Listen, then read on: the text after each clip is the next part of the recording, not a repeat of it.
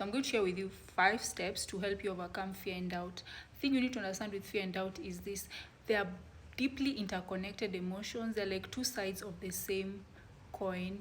Both of them arise from uncertainty and self-preservation. They are both deeply human experience. All of us experience fear, all of us experience doubt at some point in our lives. So you are not alone. The thing you need to know is that there are two kinds of people. There are those people who will let fear and doubt win, and those who will win in spite of fear and doubt. Please note, I did not say you will overcome the fear and doubts, and you're going to understand shortly. So the first step is to identify the root cause. So take a moment and reflect where this fear and doubt is coming from. Is it fear of judgment? Is it that you are doubting your own abilities? Is it that you are fearing rejection? Where is this coming from? So when you pinpoint the root cause, it's easier to address the issue. Oftentimes, fear and doubt are vague feelings, and when you call them out, you give yourself power over them.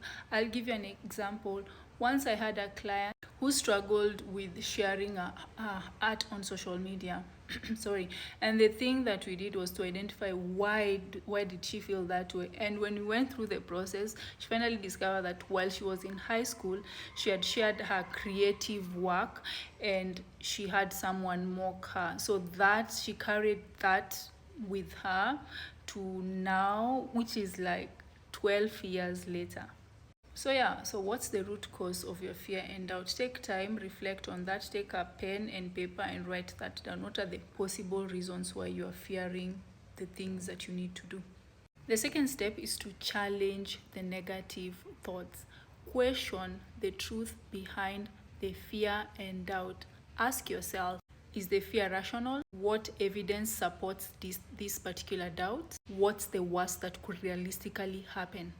So remember that client of mine, her biggest fear was, what if no one likes my art? What if people make fun of me? Then the challenge would be, what if people love your art?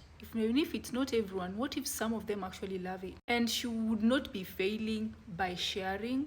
She would actually be learning and becoming better. And if people laugh, what does it say about them? It's not about you, it's them. It shows that they are just shitty human beings.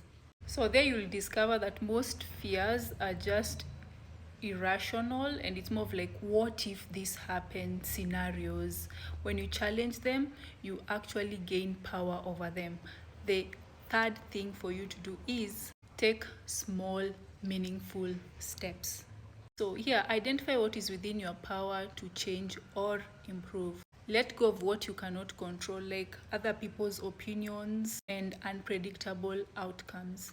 So this client of mine decided, you know what, I'm gonna be sharing. And what she did, she didn't obviously share at once.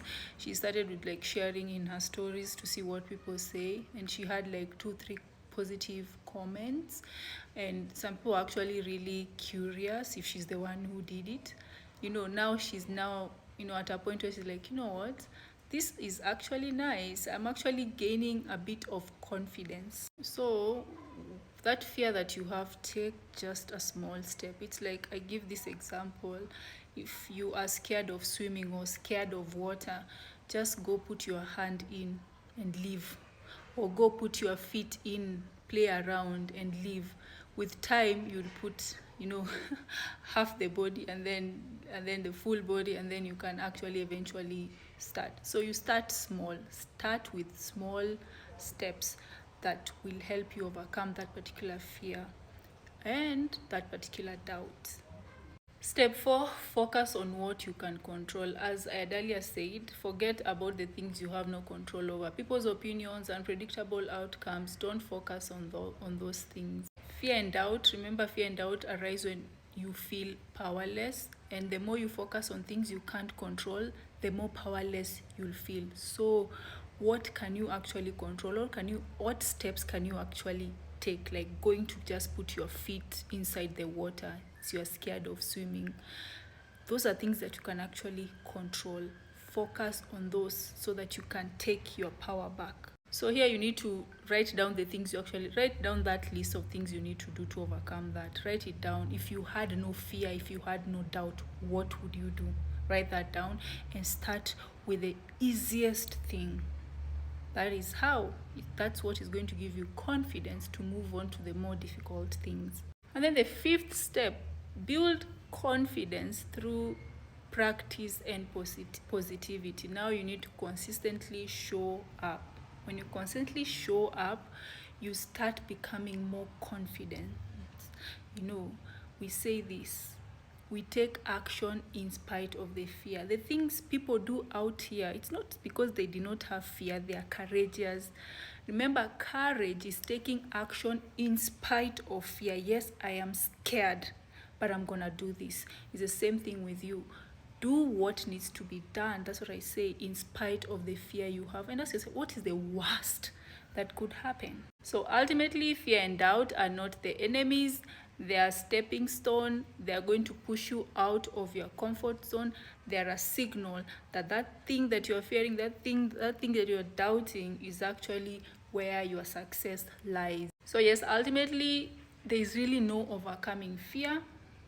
Even with the big things people do out there, they just take action in spite of that fear. Hope that helps. Mwah.